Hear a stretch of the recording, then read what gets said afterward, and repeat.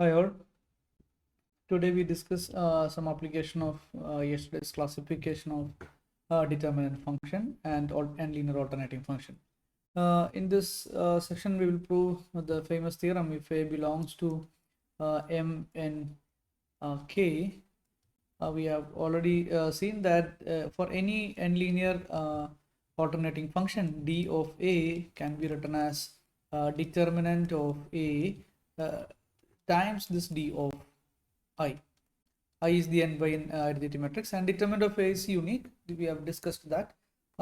This determinant of A is nothing but summation sigma belongs to Sn sine sigma times this A1 sigma 1 etc. An sigma n. This was the definition of determinant function, and we have proved that this is the unique one, and this quantity is always a n-linear alternating determinant function. It's a unique n-linear alternating determinant function. In this section, we'll prove that the famous theorem for if A and B belongs to M and K, we have determinant of AB is same as determinant of A times determinant of B. Okay, for that we fix this B, fix B belongs to this M and K, and define a map D of A is equal to D of alpha 1, alpha 2, etc. alpha n. These are the rows of this A, and define this as the determinant value of the matrix with the rows alpha 1 B, alpha 2 B, etc. alpha n B. We know that if we have the row alpha 1, say alpha I is equal to this A I1 etc. A I n, this is the ith row of the matrix A, and we multiply it with B, that is we have the entries of the B are B11 etc. B1 n etc. Bn1 etc. Bn n. When you multiply this this row alpha I with the matrix B, this is our B, alpha I times B, you can get the first row as the first row is obtained by multiplying this alpha I with this first column, and that will be the first entry of the first ith row, and the ith row will be since this is alpha I, then the ith row will be obtained by multiplying this ith row with this B. So that will be alpha, the entries in this are alpha I AI1 times B11 plus etc. plus AIN, this is our AIN times B N1, this is the first entry, etc. We have the last entry as last entry is obtained by multiplying this with the last column. So these are the entries of the ith row of this matrix, and define determinant of that matrix as the image of this, and we'll prove that this is an linear alternating function. This D is n linear alternating.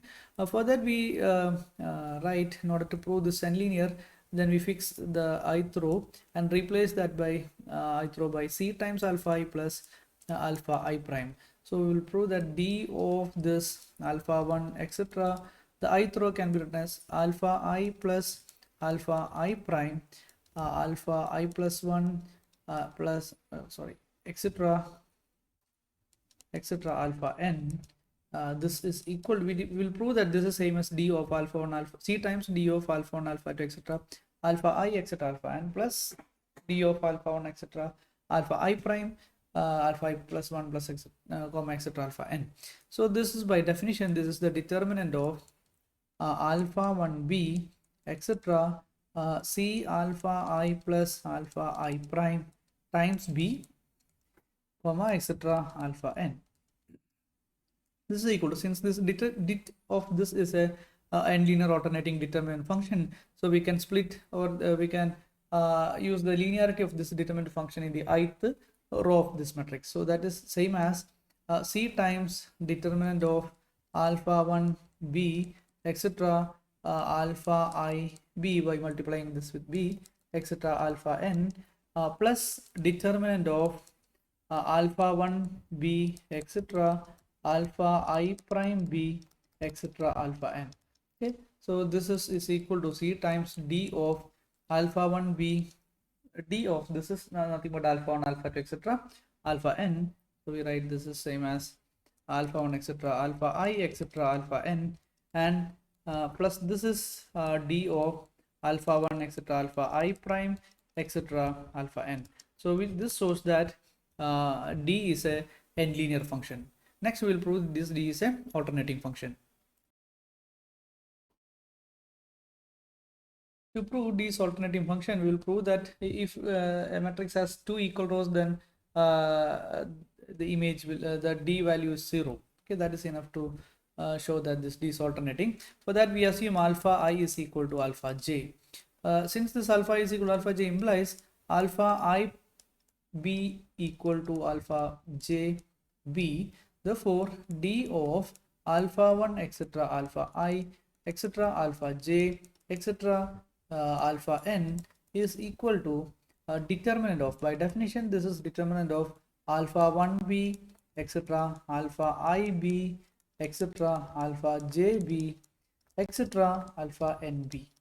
Okay, but we know that determinant function is always an alternating function. Then since these two rows are the same, we can say that determinant of this is equal to 0, therefore this value is equal to 0. This shows that d is alternating. So d is n-linear alternating function.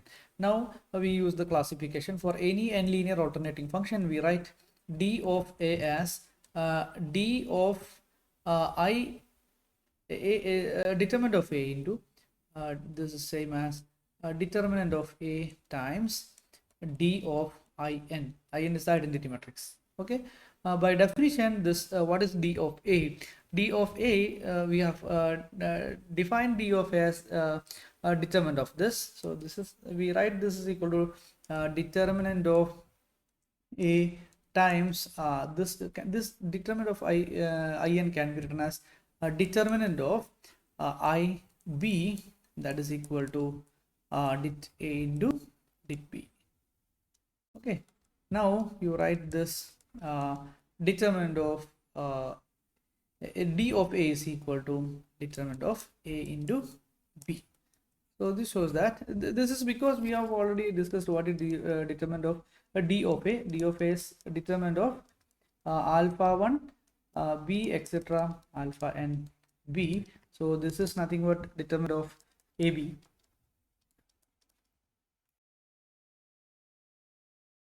This is because d of a is equal to determinant of alpha 1 b, alpha 2 b, etc. alpha n b. These are the rows of the matrix AB. So that's why we write this matrix as AB, and this row, in order to find AB, we need to multiply to get first row of AB. Will multiply the first row with the matrix B, and to get the second row, we will multiply the second row of A with B. Then this is nothing but the matrix, the rows of the matrix AB. So the left side will be determinant of AB, and right side will be determinant of A into determinant of I into B. Because this is d of a is same as determinant of AB, then d of in is equal to determinant of I into B, that is same as determinant of B. So which shows that the famous theorem determinant of AB is equal to det of A into det of B. Next we will prove some additional properties of determinant, that is in section 5.4. In this section, we will first prove that the determinant of A transpose and determinant of A are the same. Okay, so determinant of A transpose equal to determinant of A. If we write this A of ij, ij is equal to we will write A of ij is same as A transpose of ji. So this is the definition of A transpose, or the other way you can write A transpose of ij is obtained by interchanging rows and columns, that is A of ji. Both are the same. Okay, both are the same conditions. Now we will prove determinant of A. We have already seen that the determinant of a matrix A is defined as summation sigma belongs to Sn sine sigma. Sine sigma is defined as the 1 if sigma is even, and minus 1 if sigma is odd.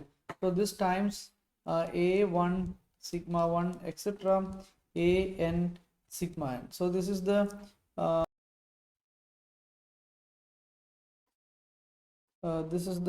definition a of n sigma n. Okay, now we'll prove that this is so in case of determinant of A transpose, we write this is equal to summation sigma belongs to Sn sine sigma. This can be written as A of sigma 1 1 A sigma 2 2 etc A sigma n n. Okay, first of all we have to write this as the A transpose of 1 sigma 1, A transpose of 2 sigma 2, A transpose of n sigma n. But A transpose of 1 sigma 1 is A of sigma 1 1. A transpose of 2 sigma of 2 is A of sigma to 2. So we write this determinant of A transposes in this manner, and we'll prove that this is same as this one. Okay, first of all you write if you consider a sigma, we know that sigma inverse is the identity element, the identity permutation, and this belongs to n. Then that means sine of sigma inverse is equal to 1. Okay, because sine of rho naught is 1. Okay, sine of sigma inverse is 1. But we know that sine of sigma into sine of sigma inverse is same as sine of the sine of sigma into sine of sigma inverse, that is equal to 1. That is easy to prove this. Either you can use the definition itself, or if this sigma is an odd permutation, then sigma inverse is also an odd permutation. So product is an even permutation anyway. So you can get this one, odd into minus 1 into minus 1 is 1. Or other way you can use the idea that determinant of determinant of A B is equal to determinant of A into determinant of B, and this sine sigma is nothing but the determinant of the elementary matrix. Okay, that means sine sigma, you can identify this as this epsilon sigma 1 etc epsilon sigma n. So here the epsilon 1, epsilon 2, epsilon 3 are etc are the, we already discussed this in the proof of the classification of alternating function. If this is the matrix, then you can replace, or you can obtain the identity matrix from this matrix by using the interchanges. Okay, successive interchanges. The number of successive interchanges same as the number of transpositions present in this sigma. So you can say that this determinant of this is the determinant of. So determinant of this is same as minus 1 raised to n into minus 1 raised to n minus 1. This n is nothing but the number of transposition. We already write this one, determinant of phi n, and determinant of phi n is 1, so that is minus 1 raised to number of transposition. That is what we call sine sigma. Either you can use this, or you can easily use the definition itself to get this product is 1. Now this shows that if sine sigma is 1, then sine sigma inverse is 1, and sine sigma is minus 1, then sine sigma inverse is also minus 1. We have the same thing. So from this you can say that this is same as this one. So we replace this by summation sigma belongs to Sn, and this is sine sigma inverse, because sigma inverse sine sigma inverse is same one. Now we write this is equal to when you consider a sigma I, if you consider an arbitrary term here, then this can be used. This means this I is etc. This I is mapped to sigma I. Okay. Now in if this is the case, if this is sigma, then in case of sigma inverse, we can say that the sigma I should be mapped to I. Okay, so this is the idea. That means if this is the case, then you can say that the if you consider this A of 1 sigma, A of 1 sigma 1, and if this is J, then this will be sigma inverse of J. Okay, this is the idea here. And if you consider a1 sigma 1, that means sigma 1 is the image of 1. Then if you put this j, sigma 1 is equal to j, or here we can write this is, if we replace this is equal to some j, and this will be sigma inverse of this symbol j. Okay, that means a sigma 1, this I can be written as a of j sigma inverse of j. So each a sigma I comma I can be replaced by a j sigma inverse of j.